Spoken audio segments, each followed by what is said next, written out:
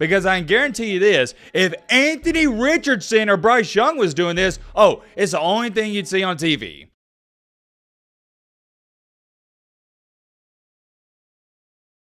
I guess you'd say the ironic or funny part about this video is I almost, and y'all don't understand how close I was, but I almost made this video last week. But I thought to myself, maybe it's a little too early. Maybe I'm overreacting because I've only seen 2 weeks. I've only seen the young man play 2 games. It's a little too early. Let me see what he does in the following week, which was this Sunday against the Jacksonville Jaguars. And yeah, after watching that game against the Jaguars, not only does it confirm what I originally thought, but it strengthens my argument 2 times more. And what's really mind-blowing to me is that not too many people are talking about this. Why not? Can somebody explain to me why nobody's giving CJ Stroud any hype whatsoever? Because I can guarantee you this, if Anthony Richardson or Bryce Young was doing this, oh, it's the only thing you'd see on TV. But no, since it's CJ Stroud, no, we're not going to talk about it. We're just going to throw it under the radar. No big deal whatsoever. You know what is a big deal though? Taylor Swift, she showed up to a football game like a normal person. Gosh, man, don't even get me started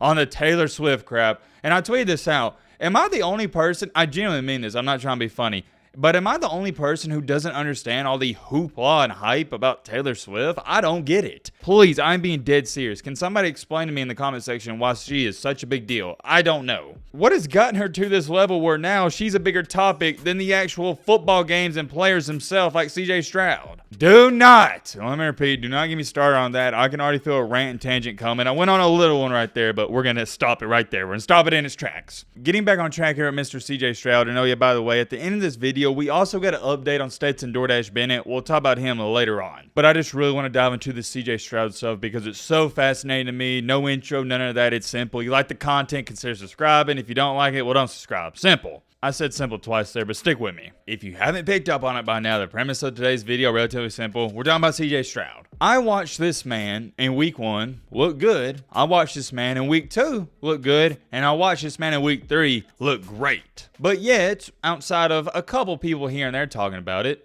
no recognition. Weird, right? It's really weird. All ESPN wants to talk about is Taylor Swift, but different conversation for a different day. Matt, don't even get started. Don't get started. Sorry. The Texans as an overall team, they're not very good. I know this, you know this, and heck, even they know it. They're rebuilding. And out of the top 3 quarterbacks in the draft, Bryce Young, Anthony Richardson, and CJ Stroud, I stated this from day one, CJ Stroud, he was put in the worst situation possible. The Texans have a terrible offensive line, or so we thought, and they also don't have too many weapons. They did draft Tank Dell, I think he was the wide receiver for Houston, right? They got him in the NFL draft. But outside of that, Texans, not a good football team. And I want to emphasize that and harp on that in this video because out of the 3 guys, Anthony Richardson, Bryce Young, and CJ Stroud, who had the lesser potential and lesser chance of succeeding in year 1, it most definitely was CJ Stroud. And in the first 3 weeks, he has done more than A-OK. He is shining. Let's take a look at some stats because, you may disagree with what I'm saying, but numbers never lie. In week 1 against the Ravens, 28 for 44, 250 through the air, 0 touchdowns, and 0 INTs. Played a solid game, played good overall football. Didn't turn the ball over, didn't have a game-losing play, and for his first career start,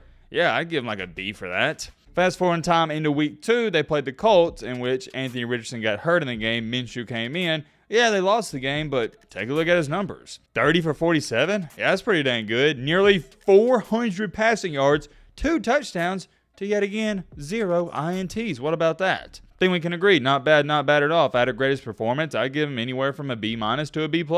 And then most recently on Sunday against the Jaguars, the Texans embarrassed them and won. They won this game 37-17, which was shocking, at least to me, because I expected the Jaguars to be somewhat good this year, and they don't look so good, but different conversation for a different day. And in this ball game, yet again, CJ Stroud, he played a B- to B+ game. 20 for 30, that's nearly what, 68% completion percentage? 280 yards, you'll take that. 2 touchdowns to yet again, can't emphasize this enough, 0 INTs. On the year, CJ Stroud has played in 3 full NFL games and he has yet to throw an interception. That's incredible for a rookie. That's incredible for anybody. 0 interceptions, none, nada, whatever you want to call it. And to go on top of that, it's not like he's throwing the ball 15, 20, 25 times a game. He's throwing like 35 passes a game. And the stats don't even do it justice. What he's done on the field, how he looks out there, he looks like he's in his 3rd or 4th season. It's almost to the point where he looks too comfortable out there. I'm like, man,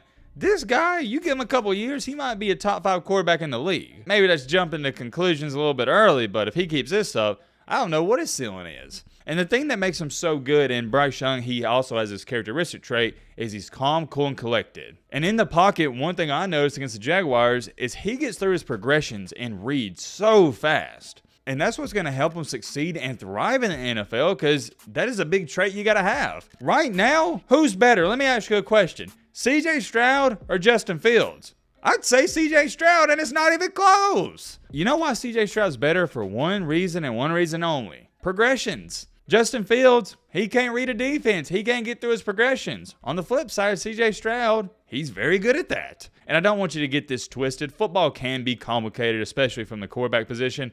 But it can also be very, very simple. And I'll tell you this much. Watching CJ Stroud back there play quarterback, he makes it look simple. He almost makes it look too easy to the point where it convinces you, hey man, if I would have actually took football serious, I could have made it to the league. Trust me, it's not that easy, but CJ Stroud, he makes it look easy. And currently, as to where it stands today, CJ Stroud is the new favorite to win Offensive Rookie of the Year. Do I think this is a huge and big deal? Not really, because we're only through 3 weeks of football. And maybe I'm overreacting to this. Maybe I shouldn't have made this video, because for all we know, CJ Stroud could go out here in the next 3 to 4 weeks and have 2 touchdowns to 5 interceptions. You never know. Some people would say, oh, well, he's just having beginner's luck and a lucky start, but I just don't think so. I've said it since day one at Ohio State. The dude's the real deal. And just like this comment says right here, I was going to speak on this, but I was scrolling through reading some of the comments. They said it better than I could. He throws guys open. Here's some fun facts for you. CJ Stroud on 3rd and 4th down, 34 completions, first in the NFL. 419 yards, first in the NFL, 3 touchdowns, tied first in the NFL, and an adjusted completion percentage of 88.1, first in the NFL. And what's most impressive about all this, I haven't even brought this up, my apologies, is he's doing this with a banged up offensive line. Wait until CJ Stroud actually gets a legit and a real deal offensive line. He's going to be dangerous. Take a look at what an NFL executive had to say about him so far up until this point. Big upside, already farther along than I expected. Pinpoint first and second level accuracy and shows anticipation flashes. Tough kid who takes hits and keeps on coming. And for me at least, here's why CJ Stroud has already overexceeded my expectations, and I was extremely high on him. I knew eventually down the road around maybe week 7, 8, 9, 10, he'd piece it together and he'd be comfortable in the NFL and he'd be a good quarterback. I just didn't think he could do it this early on. I didn't. I just simply didn't. I thought he'd struggle early on, similar to, remember Trevor Lawrence, his rookie year? It wasn't too good. And for most rookie quarterbacks, you're not going to have a good year. You're going to throw a lot of interceptions, and it's going to be rough. But don't tell CJ Stroud that, because he's having his way. Now, here's the real question, and we'll get a move on here.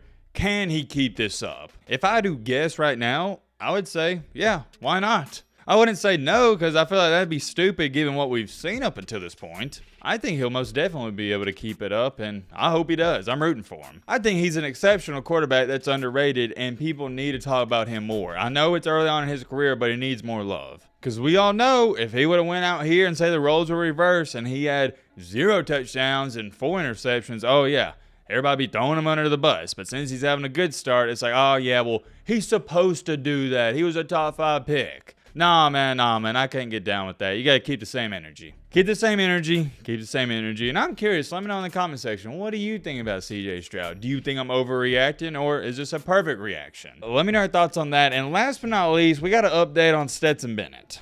I thought about making a separate video on this, giving an update on the Bennett situation, but I think we can just run through it quickly and briefly right here. Pretty much, Stetson Bennett, he's been dealing with some quote-unquote problems off the field that nobody knows about exactly what they're about. Well, recently, about a day or two ago, news came out that Stetson Bennett is reportedly doing quote-unquote really well. And yeah, that's all there is to it. It's still an odd situation because we don't know what's going on. And I honestly don't know if we'll ever know what went down or what is currently going on. The only thing that we know is 100% true is that Sean McVay stated that his issues are quote-unquote bigger than football. You never like to hear that, but it's the truth, and I hope Bennett turns things around. That's all I got for y'all. I do want to give y'all a mini update on Bennett, and like I said, let me know your thoughts on the CJ Stroud situation, but